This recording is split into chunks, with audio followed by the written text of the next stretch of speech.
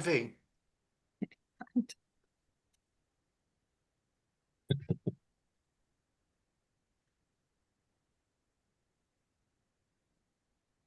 Your Majesty, you've arrived. Yes.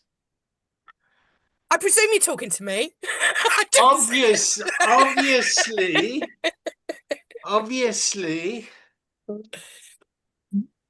How are you, Your Majesty? I am very well, thank you. Subject. Heavy is the crown, eh? Heavy is the crown.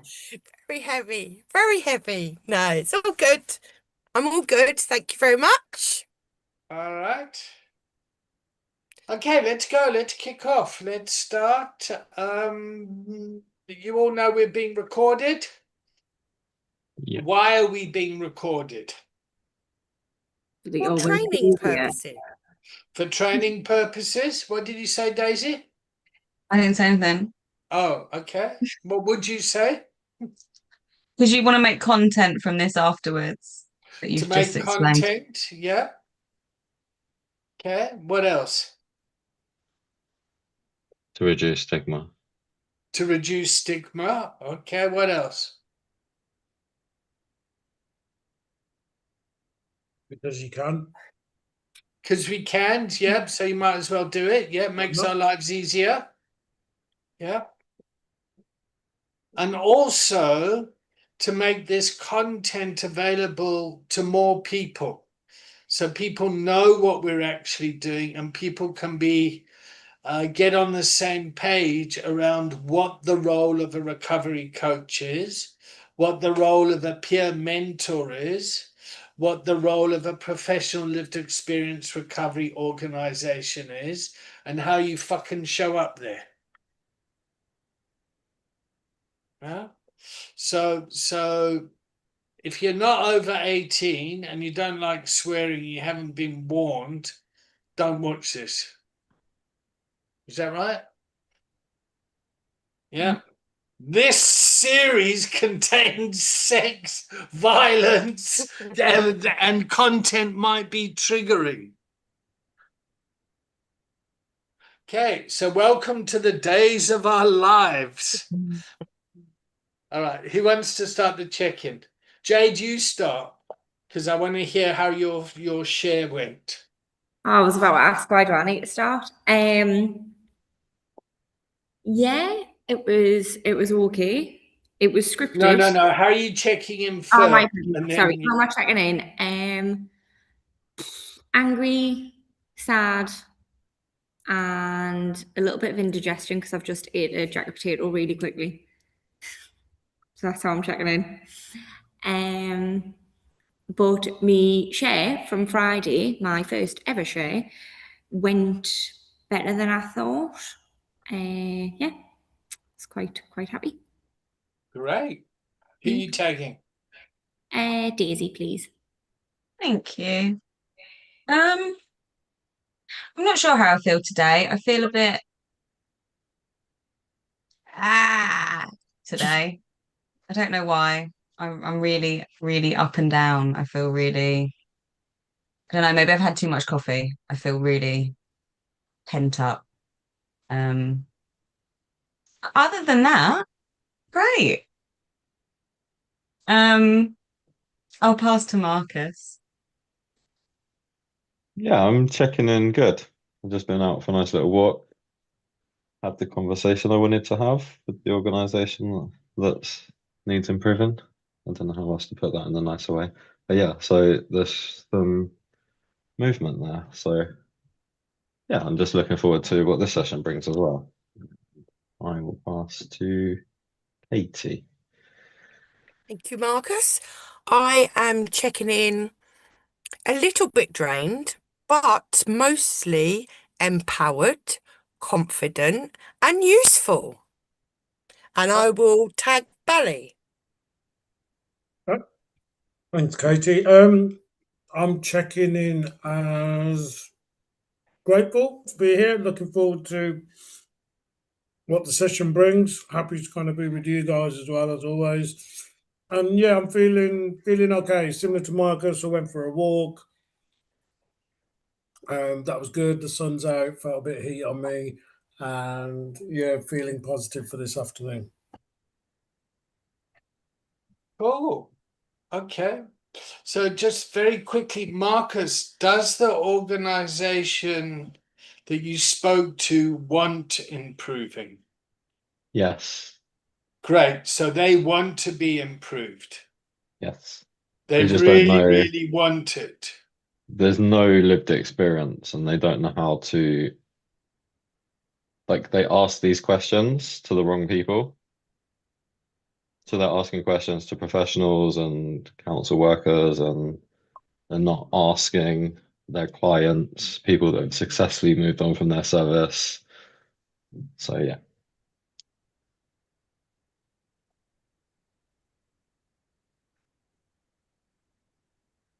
Sorry, I needed Did to. you get a text from them saying that they don't want it or something? Yeah. No, they just said, please stop streaming. Marcus is talking about us. He's slagging us off. Yeah, okay. So, and the reason I ask that is often people say they want change, they know they need change, but when you go in and start the change, then they realize actually, fuck, I don't want to change. Yeah. And yeah, so that's something. Jade, you went and shared your lived experience for the first time. Yep. Remind us of the audience. So it was for a recovery ally training session. So that was professionals, a lot of them from the healthcare sector, but there was people from social services, probation, police. It was quite broad, to be honest. And none of them identified as being in recovery themselves, but wanted to know more about it so that they could be of assistance of people in recovery or still in active addiction when they sort of see them professionally. Great. Okay. Yeah. Cool. So that sounds a bit like your crowd, Marcus. Sort of. Well, I mean, professionals that don't have any kind of direct experience that want to improve. So let's get Jade to come in and share her story. Yep. And Jade, you were very Never again. was it really never again? Was it that Oh bad? no, it wasn't that bad. I had to write myself like a little script, because I was concerned that I wasn't going to fit everything in that I wanted, or I would go off on a tangent and then it wouldn't make sense anymore. But then that meant that I was just sat like shaking, hold me a bit of paper. So Okay. All right. And how do you think you did if you were to judge yourself? if I was to judge myself, I feel like it was okay, but could have been considerably better. When other people came up and spoke to us afterwards, they said that it was really beneficial and that they had a new understanding. So I think it was beneficial for them. And as long as they got something from it and they sort of changed their mindset, then that's a positive, isn't it? All right. And these people were professional people. Yes. All right. Okay. So they most probably lied to you, didn't they? Yeah. Yeah, they most probably just came up to you and just were like kind of polite and said, yeah, no, that was Jade, I hope you fucking know I'm joking. I know that when I was a professional, I lied to people all the time. Oh, So fuck. really nice, Okay. yes. Oh, shit. I stood on a landmine. Okay, That's all. sorry. I didn't mean that. So Nah. did it feel genuine, their Um, praise? yeah, because a few people cried. I don't Oh, think you can do that, like, or they're really good actors. Who knows? okay. All right. And how many people stormed out and said this isn't work related? One person was really triggered and had to leave. Okay. So one person got activated. Mm. Yep. Okay. And how was that person looked after? I don't know because I was still in the room talking. But there was people outside who sort of like ushered them to a cup of tea and a biscuit, I hope. A cup of tea and a biscuit. That is so fucking British. Isn't Oh, it? fuck's sakes. No, Have a cup of tea and a biscuit, and you wonder why the person can't sleep and gets diabetes, when all they actually wanted to fucking do was, yeah. I'll put a kettle on. Fuck, yeah. it so reminds me of my childhood growing up. Fuck hell. But yeah, no, I feel like I don't know, I think so like my closing statement was just to remind people that when we see them in a professional capacity, it's normally when they're in a point of crisis and at the end of the tether, and to be mindful of there was an entire lifetime of things and trauma and situations that got them to that point. So to try and not be judgmental of them now because of the domino effect that got them there. Okay. All right. So do you think some of your audience became consciously incompetent? Hope so. Like, Like where, they kind of realized, oh fuck, this is really helpful. I didn't know this stuff. yeah. So I'd like to, I don't know, I would like to think that they're more empathetic now. Yeah, one would hope so. But I don't know. It's just one day of training, isn't it? And then they just go back off into their workplace. So Yeah. Okay. to And you start them, and you survived it. who knew? Well, I did. I knew you'd be great. Literally on that morning, I asked Patrick if he would do the show instead. Okay. So your self-sabotage was alive and well, huh? Yeah. And he said Yeah. no. And I'm glad he Good. said no. He forced us to do it. Good. Okay. So, and what's the difference between strongly encouraging and then pushing someone too much, and it's actually too overwhelming and abusive? I'm not sure. I asked him in like quite a flippant way. So I think if I was really having a meltdown and saying I can't do this, he would have stepped up and done it on my behalf. But I think it was because it was a sort of dismissive, like, oh, mate, you do it instead. Yeah. Okay. I just wanted So, to get out the jail free card, and he wouldn't give us one. yeah. Okay. So it was a kind of a banter that Very kind much. of goes with it. Yeah. Yeah. And one of the things with banter like that is you lose context and nuance. So if it was just transcribed and you were reading it, yeah, because it hasn't got the body language and the tone and all that sort of stuff, you could miss a lot of stuff. Probably, yeah. Yeah. Yeah, okay. All right. Okay. Katie and Daisy, how's life in Raw?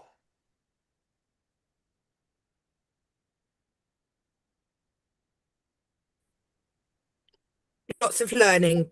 Lots of learning. Great. Okay. Wonderful. Wonderful. Okay. Katie, or Daisy, lots of learning too? Every day is a school day at the moment. Every day is a school day. Wonderful. All right. Bally, Yes. where's Andrew? I don't know. Oh, fuck. Did he run away after this morning's call? Possibly, yeah. Oh, gosh. Okay. All right. So where should we take the container today? Yeah. So this is systemic wellness practitioner. This is particularly about supporting you in your professional roles as lived experienced people. Like you get paid because of your lived experience and all the skill sets that go with the role as well.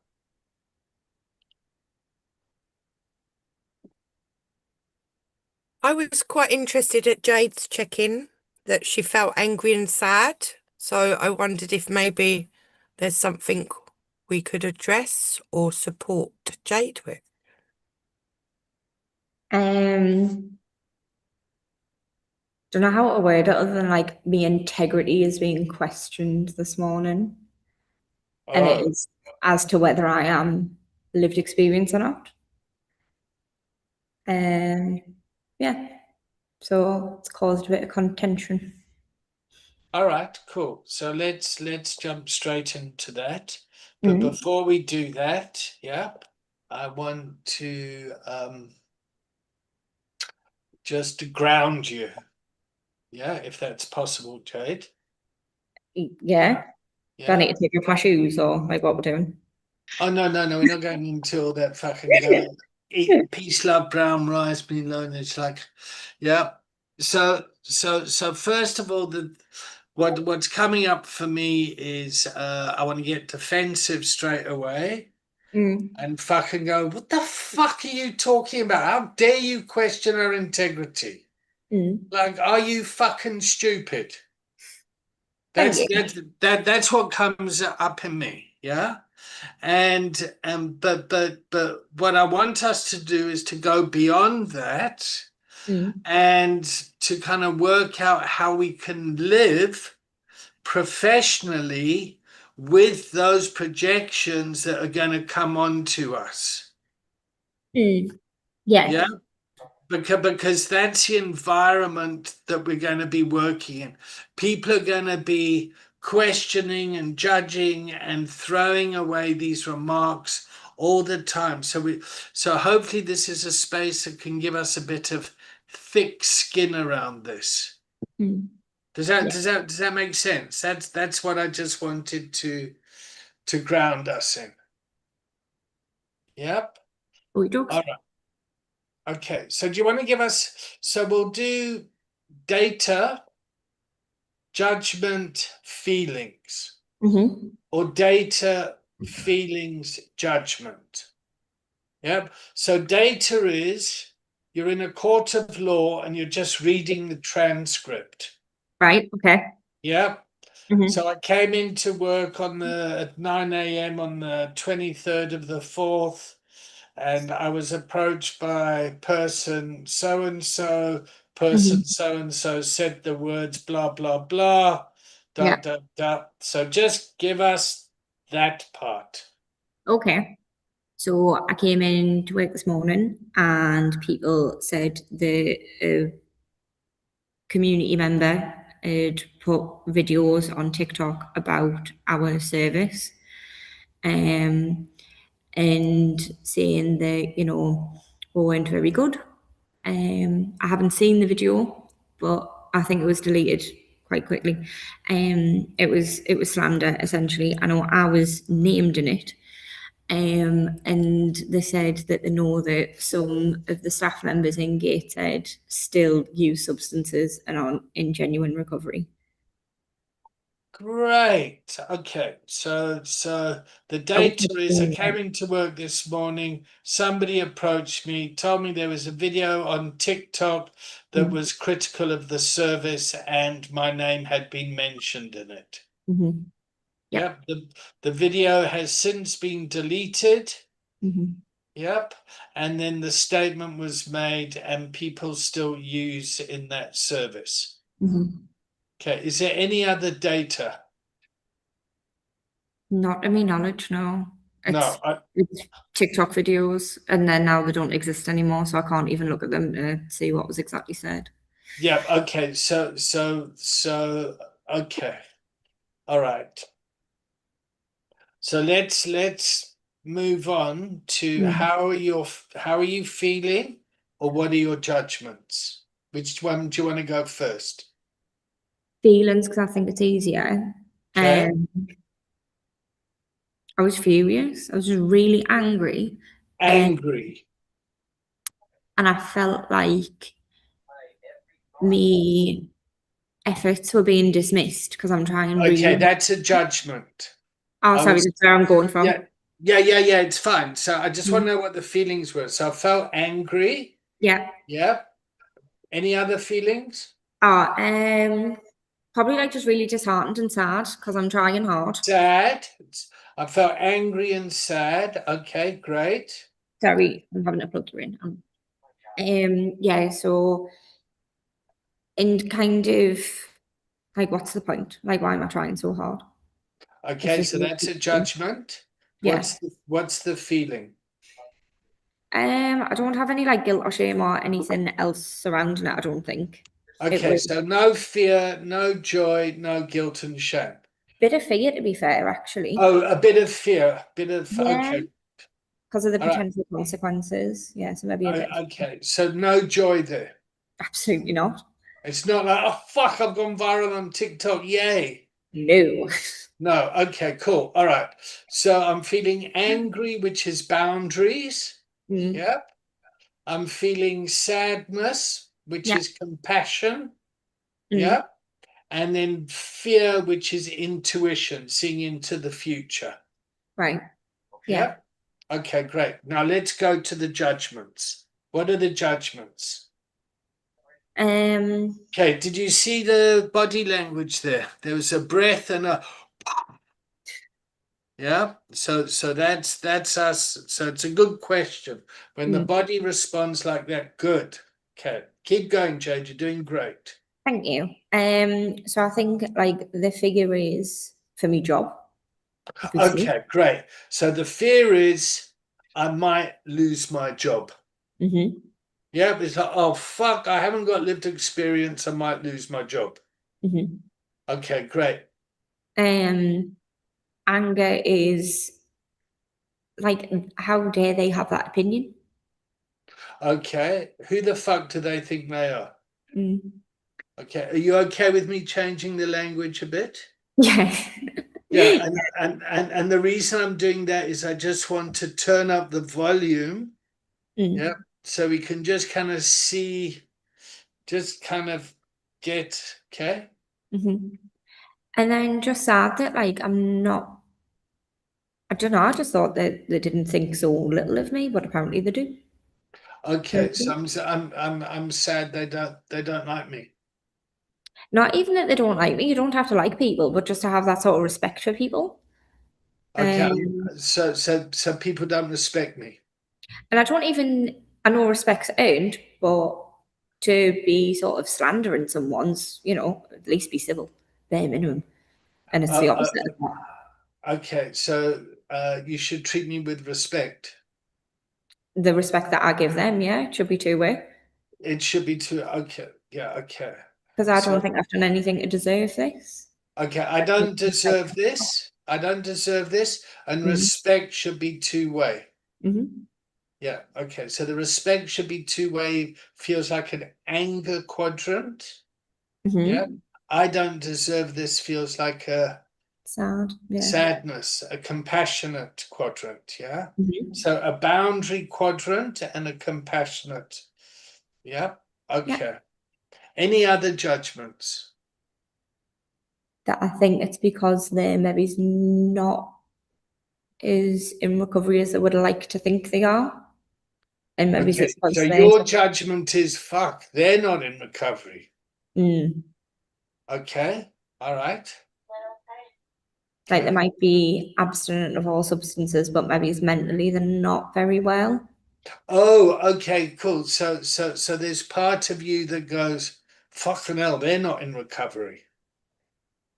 So it's a bit like, and then that makes us feel sad again that someone's suffering that way and sort of taking it out on anyone that they can. Maybe I'm an easy target. Okay, all right. So I just want to acknowledge, yeah, that there's part of me that goes, fucking hell, you call that recovery in people? Jesus, who the fuck? Yeah. Can anyone else relate to that here? Raise your hands if you can. Like taking other people's inventory and just kind of fucking hell, what kind of recovery is that? Okay. All right. Okay, keep going, Jade. Yeah, it's kind of making us worried that I'm going to get judged from other people in the future. Well, you are. Yeah. You're going to be judged all the time, so your fear is appropriate. Yeah. And then if they have like sway and if they're gonna put like a negative view of me in other people's minds and be able to like sort of twist stuff. And then I thought I was doing the right thing by being honest about where I am in recovery and what I'm in recovery for. And I'm doubting myself now. Okay, all right. So there's a lot of emotion there, huh? Mm. I can hear it in your voice and in your yeah. I'm Okay. terrible. I couldn't lie to like save my life. I'm awful for that. But which is why I was honest, and now it's sort of backfired. Because the element of my recovery that's being questioned is the fact that I still drink alcohol. And whether that's acceptable or not. Okay, all right, cool. Fuck, this is gonna be a nice container today. All right, so you still drink alcohol. Mhm. Okay. But I've always admitted that. Like I never lied about it because I don't feel like it's anything worth lying about. All right, so the complete abstinence approach. Not for me. No, hang on. Oh, sorry. Hang on. I'm trying to love you and support you here, love. Jesus, give me a break. So the complete abstinent people are saying you're not in fucking recovery, you're drinking alcohol. Mm-hmm. Yeah, okay, all right. Can I ask you a personal question? Yeah. Yeah, are you in recovery for alcoholism? No. Oh, just check it. Okay. And when you went to give your talk as an affected other, was that as someone that was an alcoholic or No. someone that has lived experiences being in love with an alcoholic? So it was about my husband, who is an alcoholic, and it was about my experience and use of prescription opioids. So for me, it was tramadol, gabapentin, painkillers, and that sort of remit of addiction, not alcoholism. Not alcoholism. Okay, cool. All right. Yeah, at any time you want me to stop the recording, I'll stop the recording. And if you change your mind at any time, I can delete it straight away. I just want to know if it's okay to carry on because we're getting quite personal now. And a lot of people have a lot of fucking opinions about this. And I'm really pleased we're having this conversation. I think it'll be like it's better to have it and share it than not. Because otherwise we would end up in this predicament of all these arguments and feeling the way I do. Yeah. Okay. So we're trying to fucking just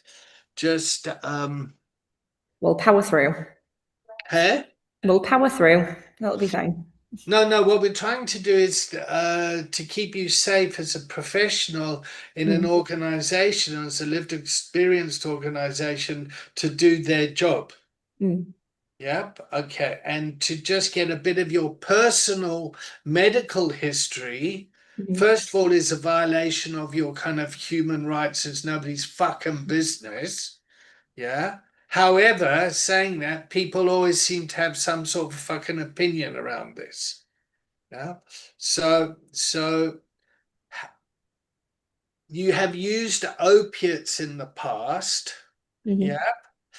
Have you been diagnosed with opiate use disorder in the past? No. Okay, so you've never been diagnosed by a doctor as having alcohol disorder or opiate use disorder? No. Okay. Right. I'm getting more and more protective, so maybe I just need to calm down a bit.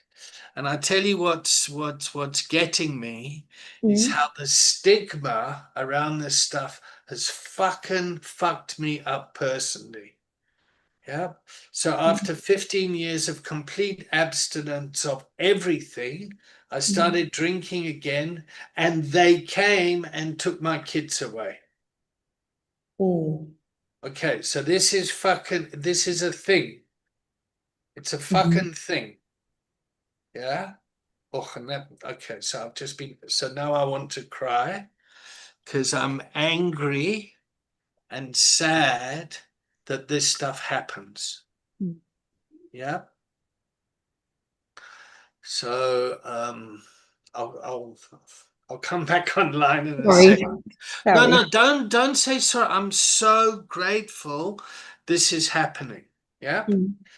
Yeah, and just for the record, yep, I'm not drinking at the moment, and I'm complete abstinent for the past, like, I don't know, 18 months or so, just under 18. Yep. So I'm choosing abstinence at the moment. Okay. Okay. That's me personally, and I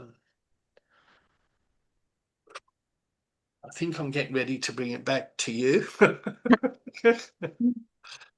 Okay, cool. So you haven't had a diagnosis for substance use disorder, yep, or opiate use disorder? No. No. Okay, cool. All right. Well, fuck, you're lucky. Hey. Yeah. There you go. Lucky me, yeah. Okay, cool. So let's keep going a bit more. How are you feeling now this second? Selfish. Selfish. Okay. Yeah. All right. Do you want to tell me why? Because I feel like this is just a one-on-one conversation and there's more people in the room. All right. So let's just double check that. Yeah. Let's include the other people. And that might look like, guys, I'm scared. My intuition is telling me that I'm being selfish in this conversation. I'm making it all about me. Can I just check with you? Yeah? Yeah. All right. Let's just check the room. Okay. So for me, I'm fucking loving it. Well, this is exactly what it's about, isn't it? It's not selfish. This is the learning environment we're in to learn about the stuff that we're doing. So beneficial to all of us, as well as a supportive level to you. Okay, so it's beneficial for you, Katie. Yeah. Let's check with the rest of the crew. All right. Who's next? Marcus, you're next on the screen. Okay. I think it's great. Yeah, it's good. It's good for me to watch other people be supported. I've been that one that's supported all the time. So yeah, we all need it at some point. So go for it. Take the space. That's what it's there for. Thank you. Okay. Daisy Bailey, one of them. And if you don't want to say anything, just to say I've got nothing to say, but is Jade being selfish? No, not at all. I've had periods where I've taken the space recently, Jade, so I totally understand where you're coming from. But I think, like Katie and Marcus said, the whole point of this is to share and then see, I resonate with actually quite a bit of the things that you're saying. So I'm like David, I'm sort of enjoying to listen to it and then, maybe share some of my kind of insights later as well. So I'm absolutely fine. Just, you do you. Thank you. And please share. Daisy? I absolutely agree. There have been plenty of times where I've sat here and pretty much spoken the whole time. So please take the floor. You know, we all need it sometimes. And actually, this is a topic that I am particularly passionate about when it comes to variety in recovery. So I love it. I think it's really interesting to hear about. And I think it's really important to talk about because I don't think enough people do. Yeah, I agree. Okay. And So Jake, one last thing. I'm just glad you've taken the space because I think otherwise I felt I was going to end up speaking again, and I didn't want that. So I'm on a completely selfish note. Once you started, I was like, yes, somebody else is going to take it. Yeah, fucking, it's not me being grilled today. Oh, God. Crazy. All right. Okay, so Jade, the message I got from the container is this is very helpful. This authentic conversation is very helpful. Yeah, for you. Yes. Yeah. And another yes/no question out of safety. Would you like to proceed? Yeah, we're good to Good. All if right. other people want to continue. Yeah. Okay. So let's just summarize quickly. Came into work this morning. Colleague came up to me. There's a TikTok out there that is questioning your recovery, you've been personally named about it, you Yeah. felt angry, fearful, and sad. You Mhm. understand that boundaries need to be put in place, there needs to be Mhm. compassion, and your intuition is like, oh, fuck, my job's at risk here. Yeah. Great. Okay. So that's the first year. Then you've kind of realized, oh, fuck, this is very helpful for everyone talking about this in this workspace environment, that you Mhm. get tension between the people that are running abstinence-based recoveries and Mhm. people that are running non-abstinence-based recovery or harm reduction-based recovery or whatever it is. Yeah. Yeah. Yep. And you get family members that are impacted by it. Mm. Yeah. Okay, cool. All right.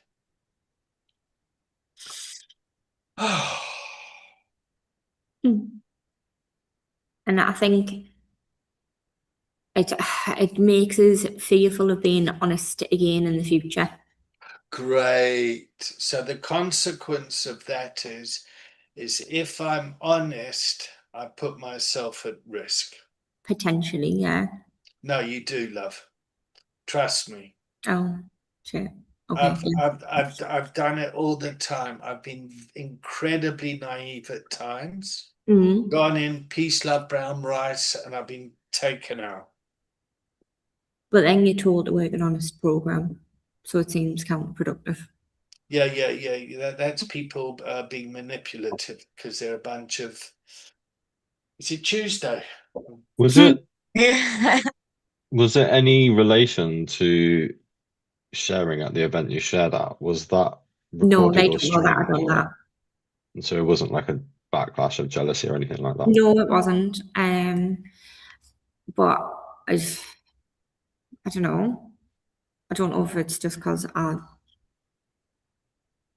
said no to them a few times and they wanted to get involved in things, so they weren't ready. Right. Okay. So let's just pause there for a second, and Mm. let's just check amongst your peers here. Does Mm. anyone here work in your organization? No. Okay. All right.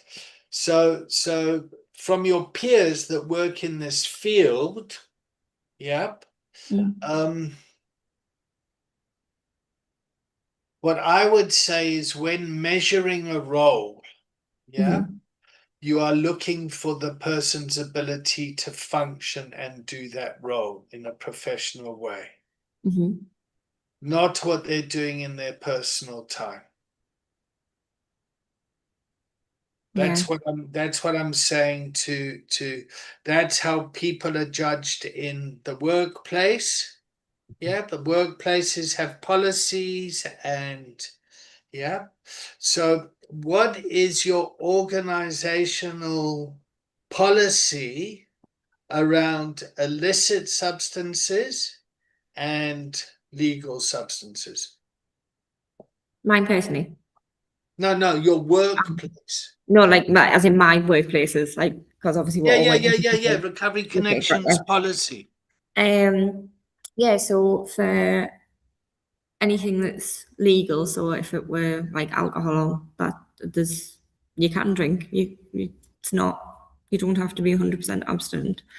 If you were to take anything that were illegal, or if you were to be an alcoholic and drink and it were to be classed as a relapse, they have like a reintegration scheme where they give you a set amount of paid time off work so that you can get yourself back into recovery and Okay. So start your again. organization has a policy, Mhm. yeah, that basically says you're allowed to drink, Yeah, yeah.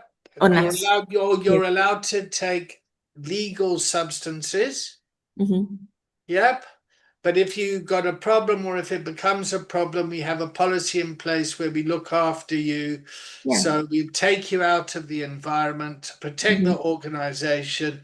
And when you're better, if you want to, you can come back in and Yeah. we'll support you financially while you've taken time off. Mhm. All right, that's a nice fucking policy to have. Yeah. Yeah. What's it like for other organizations? Bally, what's it like in your organization with gambling harm? Like Um, if you were to go out and buy a lotto ticket on the weekend, what would happen? I think from what I've heard from other coaches, they're very supportive. If let's say you were to have a relapse, so one of the coaches, I think last year, ended up having a relapse. She was panicked, thought that's it, I'm going to lose my job, etc. It's all over for me. Spoke to Richie, and they figured it out. They must have put some sort of plan in place and coached her through it. And yeah, she's still working with the company now and doing great.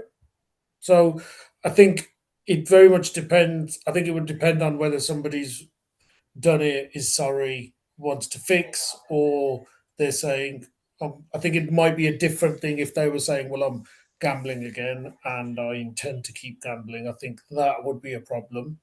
Um, Okay, so it's taken on a case by case scenario. I'm assuming so, yeah. Yeah, and in that situation, Epic as an organization kind of embraced it. In fact, the person also went out on TikTok and spoke about it because I remember seeing it on TikTok. Okay, all right, fine. Yeah, Yeah. I didn't know that bit. Okay. Yeah. I thought, oh, okay, cool. Yeah, all right, here we go. Okay, yeah. Okay, fair Yeah. enough. So it's out in the public domain. Mm-hmm. The yeah, and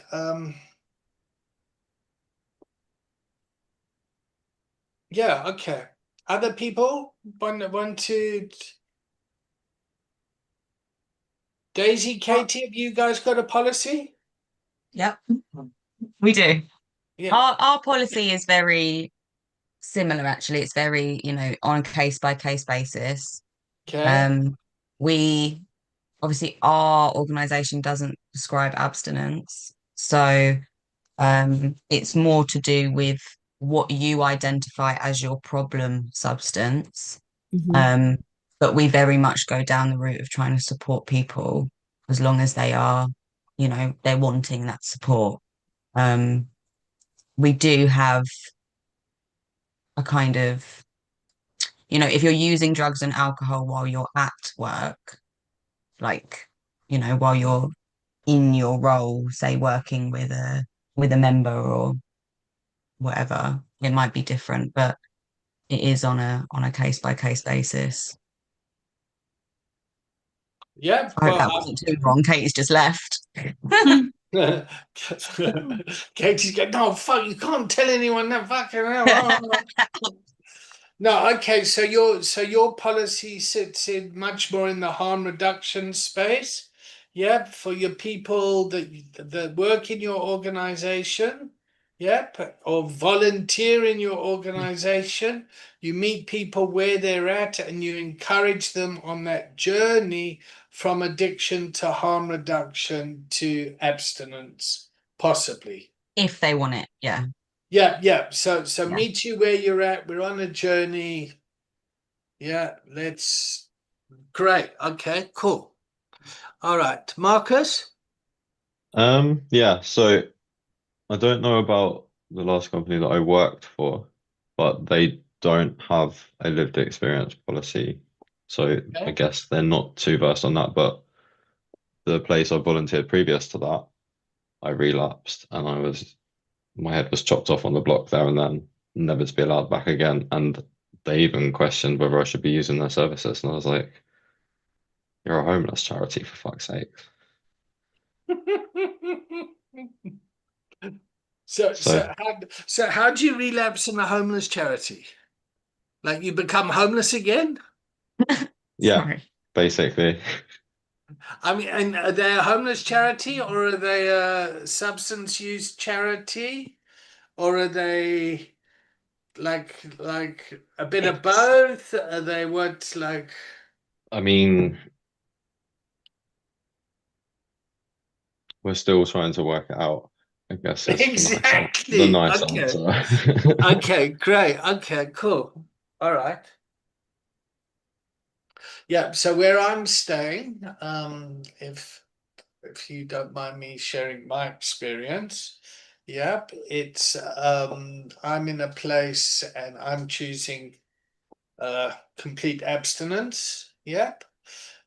Some people are allowed, well, the rules say you're allowed to drink, but not on the property.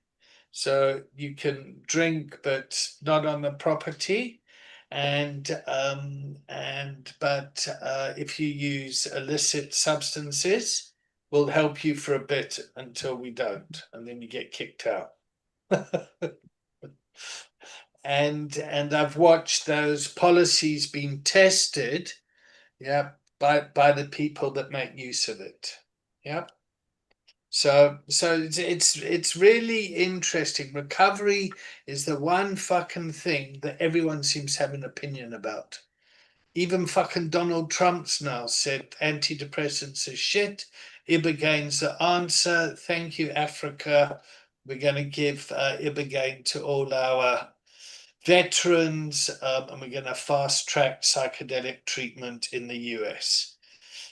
All the drug laws were wrong. This came out on Friday, the 18th of April. And yeah, I thought this is really interesting. And they had Nora Novak, who was the main research person for opioid dependence and addiction for a long, long time. Yeah, actually say live, yeah, that she used to think psychedelics was magical thinking, but now she believes that psychedelics are really helping with the neuroplasticity of the brain and rewiring people. Yeah. And then you had some professor from Stanford University saying antidepressant medication is only about 20 to 30% effective. And actually, we've got far too many people that are on meds. I'm just thinking, fuck, this is going to be interesting. All right. So, We've had the yeah. Great Reset, and now we're going to have the Great Withdrawal. It's going to be Huh? like we're taking all the meds away. There's going to be like a great withdrawal. Fuck. Yeah. I mean, and I mean, history has a way of repeating itself. Yeah. But the point is, just to go to Jade, everyone has a fucking opinion about what recovery is. And Jade, personally, my bias is I want you to fucking stick around, love. Yep. And when people project that shit onto you, they need love and compassion because they're fucking stupid. I've emailed you my share that I wrote just so you can have a look. Okay. So. Yeah, no, I'm not worried about the share. Oh no, just because someone said, was it like off the back of that? And I'm like, oh, just. Oh, it was off the back of the. Okay. I don't think so, but maybe they. I don't know. Okay. Who The knows? point is I'm being getting in paranoid now. yeah, being in a leadership position, Mm. yeah, which you are, whether you like it or not, people are going to project shit onto you all the time. Yeah. All of you are leaders here. You're all leaders, you're all managers. You know, it doesn't matter what your job title is, you still need to take a leadership role. It's like parents are leaders in their children's lives. The kids don't listen to them, they watch how they behave. Should we take a break? I would like a cup of tea, please. Yeah, I can see Belly and Katie are fucking out. Oh my God, I need a drink. I'm fine. Oh, I get so passionate, and what drives me is just the injustice of it all. It activates my activist. And then I just want to fucking go to war. And then I don't know how to communicate it. And then people kind of say, oh, fuck, David's a nice guy, but he's a bit inappropriate, which actually just dismisses what I'm talking about. Yeah. Yeah. It's like women standing up for women's rights. Yeah. They voice their opinion and people go, gosh, she's a bit of a difficult chick to handle.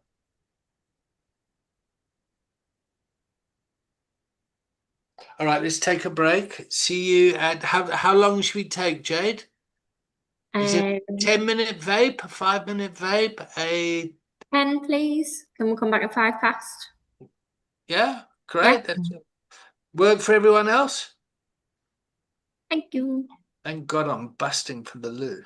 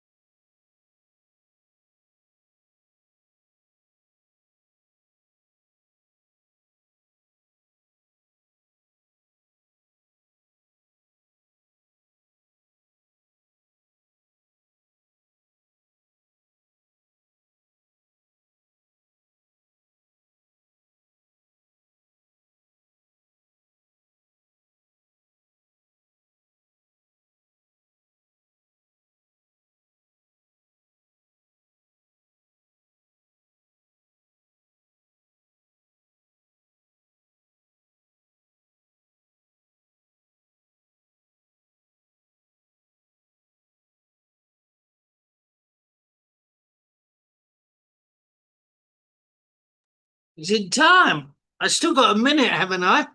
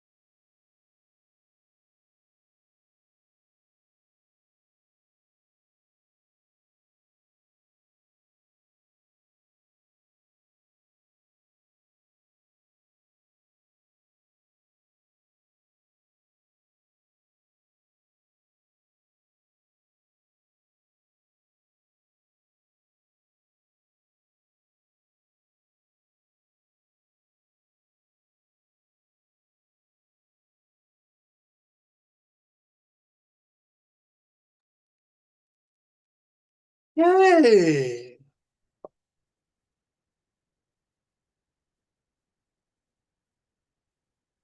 Five past three. Let's see who takes his class seriously and comes back on time.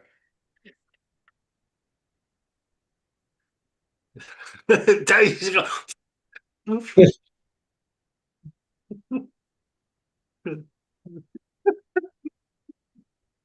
Relax, everyone. Okay, David, check in with Joy. Katie. Checking in with gratitude. Daisy. You're up, Daisy. Checking in, feeling good. Bally. Tired.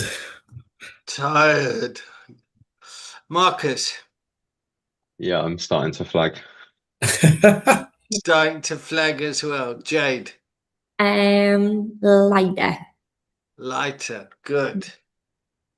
All right. So let's have some fun. Yeah? Fuck, this recovery stuff is so fucking serious at times, eh? Jesus Christ. All right. So what should we do?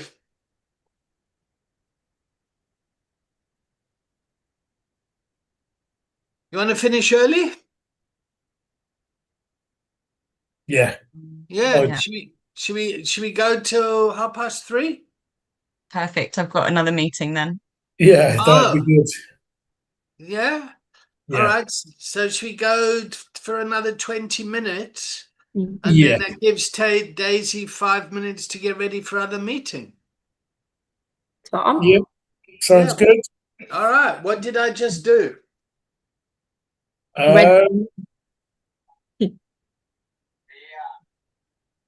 You changed the contract Why? because that's where the container wanted it to go. Okay. So my sense was that level 3 from the check-in, where Mm-hmm. people were kind of tired, yeah? Mm-hmm. And it feels as if we keep pushing it too much, it's going to just build into that resentment of like, oh, for fuck's sakes, I can't attend. Oh my God, wow, wow, wow. And then people might drop off.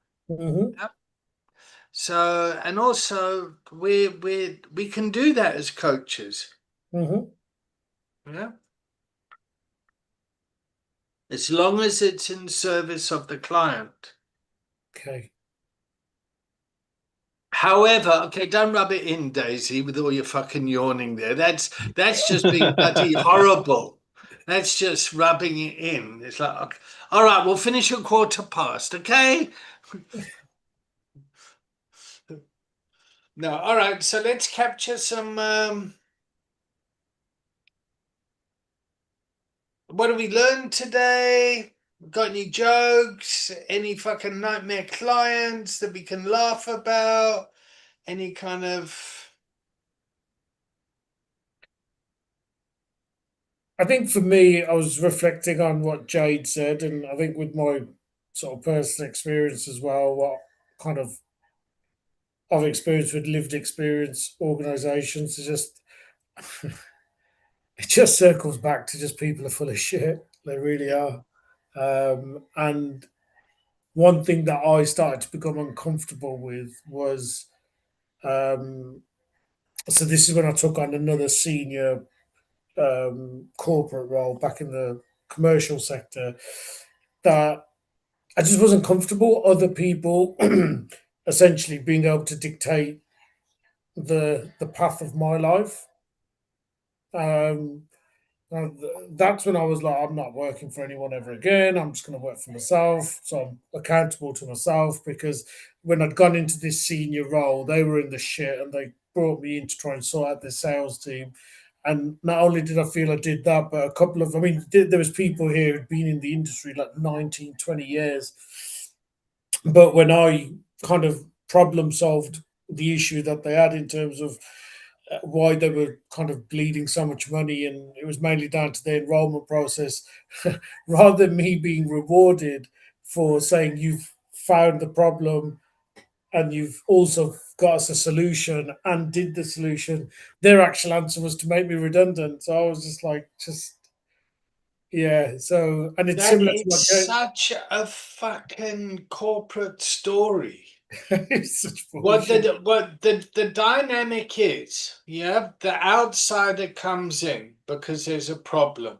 Yeah, Yeah, the new person comes in, they start doing well. It shows up the dysfunction of everyone else in the system.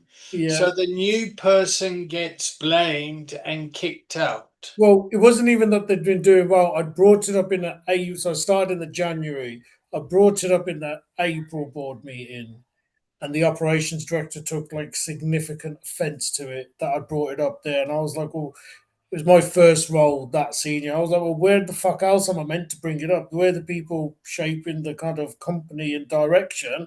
This is the safe place to bring it. So she delayed it. She made a big storm about it, kind of confused me with jargon because she'd been in the industry for like a lot, well, her whole life, like 20 years, where I was like 2 months in. But she managed to delay it up until about the July. And then I remember saying to the CEO again, I'm telling you, that's where the fucking problem is. And then the CEO got another director to kind of lift the hood and look under it a little bit more. And then it essentially, I was right. But for those 3 months, from April till July, I took a dip in confidence. Had a hit on my mental health. I was like, oh my God, I don't belong here. I've got imposter syndrome, blah, blah, blah. All of that bullshit. Only for it in July to be apparent that actually Pally actually was right and he knew what, you could see the fucking problem. The problem was there was too long of an enrollment process, and we needed to shorten that to be able to get enough people on the courses to get paid more money, basically.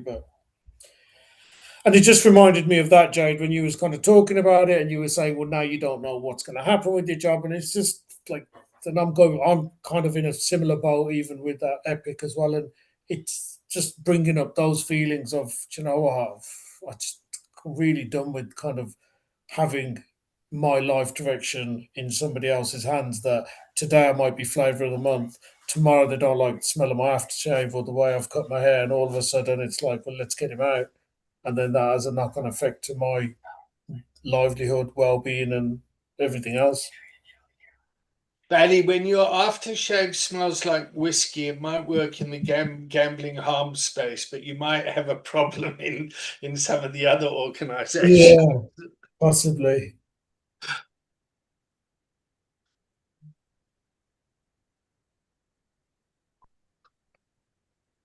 So now when I went for a walk as well at lunchtime, I'm like, I'm in a place again where like, do I just build something of my own instead of, you know, being reliant on falling in line with sort of the way other people want you to say things or do things. And I don't do Well, really, I don't do very well taking instruction or listening to people either. So um, I'm a bit of a maverick like that. So maybe I'm just better suited to just do my own thing. what would you build? So when I left that corporate role, the dream was I wanted to build my own coaching practice, and I wanted to just get out there and just help as many people. That was the dream, and that was the plan. But then after a few months, I realised actually that's going to take a lot longer to build. Probably that again, Marcus, because I'm passionate about helping people. I've got lived experience in a few different areas, so I sort of believe that I can, with the right marketing, and if I brought on the right clients, then I could make a difference in the world, and it would give me the freedom of working sort of when I want and where I want as well. Does anybody else in Epic watch this stream? Say that again. I don't know. I'm just thinking, like, yeah, if someone saw that, they'd be like, he doesn't even work here. Yeah, I don't know, to be honest. And then that's the other thing that Jade kind of activated in me is the whole we're told to be honest, but then when we're actually honest, it can become an issue as well. Yeah. I've had So that before. let's explore a bit of ethics quickly.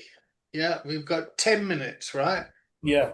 Yeah. So in the UK, there's 3 sectors: the private sector, the statutory service sector, and the charitable sector. Yeah. Yep. We are developing and working in the 4th sector, which is a mixture of all 3. Yeah. Yep. Doing good. Yep. Reducing the strain on statutory services and making some income by solving other people's problems. So we need to be able to think with those 3 hats on. Yeah. How do we do that? Yep. Because what I'm seeing here in the UK is charities, when there's a bit of money comes into the pot, they fucking fight at it. Yep. If they were fucking, very hungry corporate people. In fact, they're worse than those fucking people on Succession or fucking what do you know what I mean? Yeah. And when people talk about lived experience and being authentic and all that sort of stuff, it fucking freaks out the statutory service things, because you get things like safeguarding and this and that and policy blah blah, and then the bureaucracy comes around. So me personally, I struggle with the double messaging. Yep. Come here, fuck off. I need you. I need my space. Yeah. Come here, go away. I do find it, yeah. It's very complex. I was talking, so I went to an event yesterday in London with an organization I used to work for, but I'm on their lived experience panel. So we got taken to Fortnum and Mason's, and we had a really good conversation with their executive concierge. And it was a conversation about how we can take customer excellence and apply it to the social work, social care sector.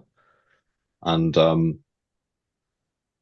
end of the conversation, it came out and they talked about concierge and how they're system breakers. They don't follow the normal customer service route, that their job is designed to break the very retail system that they operate. And it's a bit like us as lived experience people. We are like the concierge of these shit services. Like, you can go to Fortnum and Mason, you're gonna get a tin of biscuits for £8, and you're kind of a bit baffled about all of the goings on inside the shop. But if you go to concierge, they're going to break you free from that and give you a whole new experience and get you what you actually want. And that's kind of what we are doing.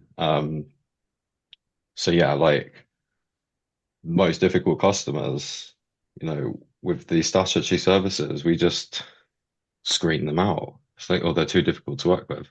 In retail, you try harder. You want to turn that relationship around. And so yeah, we was looking at it from that perspective, and it was really helpful because there's now an opportunity for that organization to create a concierge out of a person with lived experience in each site. And it's a massive charity. So yeah, we need, and they kept saying, but we can't break the rules. I said, it's not about breaking the rules, it's about breaking the barriers. Like, why is everything a rule? Like, everything we come up against is a barrier. So stop calling them rules. Maybe the rules Katie don't likes work. it. Fucking Katie's fucking going, yeah, Break fucking getting break the barrier. Like, put someone in that you can trust, that's multidisciplined, that has a whereabout, aware with the system, knows that it's not going to be detrimental to the organization or the person. Like, you know, safety is critical. But like someone said about earlier, like your admin at work, Bally, like, is that really a rule that needs to be upheld? Like, is someone going to die because your admin isn't up to a certain standard? Is there something technology wise that can assist with that? Like, those are the barriers that need to be broken in order for people to be able to actually do their job. Marxist Sorry. Zashi's bubbling here, eh? I love it. I absolutely love that. And I think that's so what I try to do in my role is, and I think that's so much more meeting people where they're at, and that's what we try to do. So, you know, I have a coaching client and she greets me every time I see her with, all right, cunt. And I'm okay with that. I'm okay with that because we've built that comfortable space for us to have that. You know, obviously you can't do that with everyone, and it's about building those relationships, finding where your hook is, that you can build a relationship that can be useful and beneficial to them, to us, to the organization, and to the wider community. Something I'm very passionate about. Yeah, but people probably shouldn't listen in on my sessions.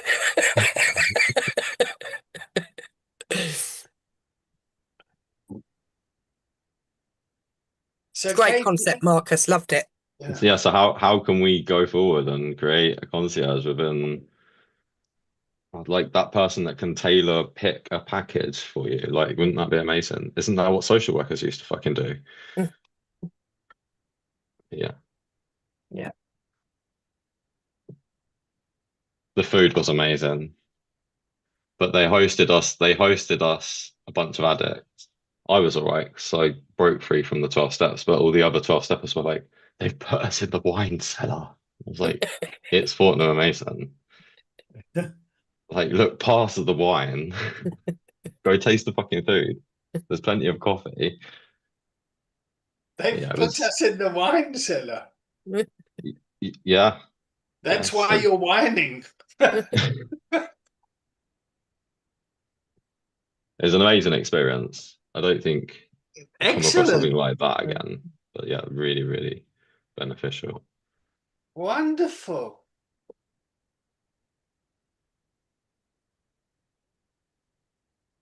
Right. Daisy, would you like to lead the checkout?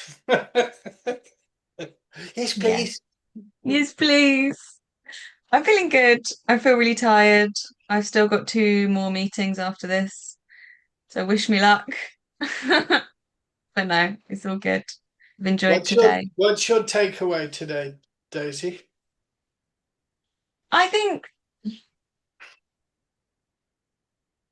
my takeaway is that there is still a lot of stigma just within the recovery community, whether you've got enough time or you're doing it right or doing it the right way, or, you know, you're completely abstinent, not abstinent enough, and all of this bullshit. You know, I think there there needs to be more conversations about this on a wider scale so that people can understand that recovery looks different for everyone and they are all equally as valid as each other. Great. I couldn't agree more. It's an internalized oppression which is documented and researched for marginalized and oppressed communities globally. That's what's happening here. And we're fighting amongst ourselves around this stuff. We fight within ourselves as individuals. We fight within our little support groups, and the oppressor who's walked away a long time ago is kind of going, oh yeah, there we go. Let them keep. Yeah. Sorry, I'm going to keep you here. Let's go. Keep moving. Who's next? I'll go next. Yeah, I'm checking out as energized as always, much better than I felt this morning. So yeah, thankful for this space and for all of you. And I'll pass on to Jade. Yeah, I'm feeling better. I haven't had the best day, but I do feel better now. I feel like it's ending on a high. I'm just grateful that I've got this space to speak to everyone and that everyone's so patient and kind with us, because it's not in every sector, I can tell you that. So yeah, thanks everybody. Marcus? Yeah, checking out good. We're going to get busy on the laptop writing some bits and bobs. Don't know what yet, but something needs to make sense, so I better stick it on paper. And yeah, good session. I'll pass on to Katie. Thank you, Marcus. Yeah, really interesting. I love talking about that. And my takeaway is how much my thinking's evolved around all of this from my early days in recovery and my understanding of it and where I was at to where I am today, to be more open to meeting people where they are, and it looks different for everyone. On a different note, and I don't want to do any frapping, but Jade, I just wanted to ask if you have the support in your workplace to help you deal with this situation. I don't know, it's kind of been taken out of my hands. So it's been escalated to like management, and I hope it'll get dealt with, but I'm just not sure. Because I'm like disconnected from it now. So that seems a shame. Seems like you should have some kind of personal support around this, I would say. And I'm going on holiday next week to Spain. My personal support will be the beach. Yeah, my personal support will be a jet ski. Like, that's me done.